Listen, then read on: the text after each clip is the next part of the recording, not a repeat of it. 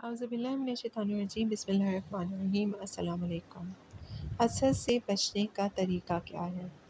پہلی چیز اپنی زندگی کا محاسبہ ہے کہ خود نمائش نہ کریں ورنہ اس کا وبال پڑتا ہے، اس لیے کہ رسول اللہ صلی اللہ علیہ وسلم کا ارشاد ہے کہ بندہ مخلوق میں سے جس کے لیے اللہ کو ناراض کرتا ہے اللہ اسی کو اس پر مسلط کر دیتے ہیں۔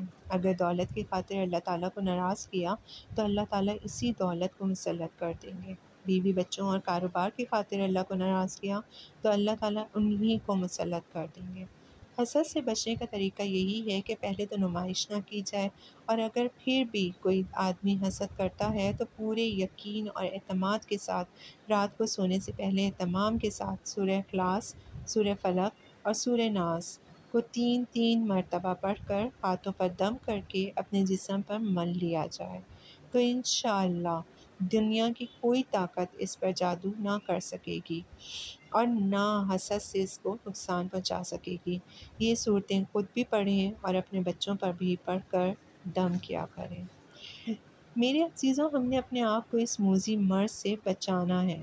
بسا اوقات دل کے اندر کسی کے بارے میں جلن ہوتی ہے، تکلیف ہوتی ہے، ایسی صورت میں اس کا اظہار زبان سے نہ کریں، ہاتھوں سے نہ کریں، اور اگر خیال آ جائے تو فوراً اس خیال کو تبدیل کر لیں۔ اس قسم کے خیالات آنے سے کوئی نقصان نہیں ہوتا، اس لیے کہ وہ خیالات غیر اختیاری ہوتے ہیں۔ کسی کے بارے میں دل میلا ہے کہ اس کا تذکرہ سنتے ہی یا اسے دیکھتے ہی دل میں جلن سی پیدا ہوتی ہے، لیکن وہ خیال آتا ہے، لایا نہیں جاتا، اور جب آتا ہے تو اسے ٹھہرایا نہیں جاتا۔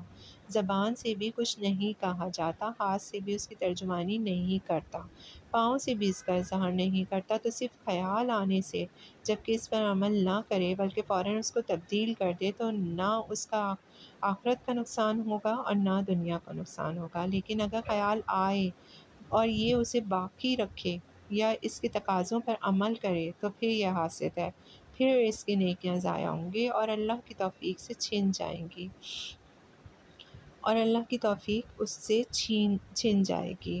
اس لیے میرے عزیزوں، حسد کے مرض سے اپنے آپ کو نجات دلائیں۔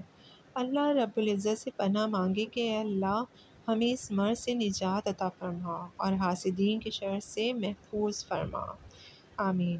اس لیے میرے دوستوں، کسی سے حسد نہ کریں، اور اگر غیر اختیاری طور پر کسی کے بارے میں کوئی بات ذہن میں آ جائے تو اس کے تقاضوں پر عمل بھی نہ کریں۔ کہیں ایسا نہ ہو کہ کسی کے دل سے آہ نکل جائے اور کوئی نقصان ہو جائے۔ اللہ کے ہاں کون کتنا مقبول ہے یہ تو اللہ ہی جانتا ہے۔ اس لیے اس مرض سے اپنے آپ کو بچائیں، اس بیماری سے محفوظ رہنے کی تدابیر اختیار کریں۔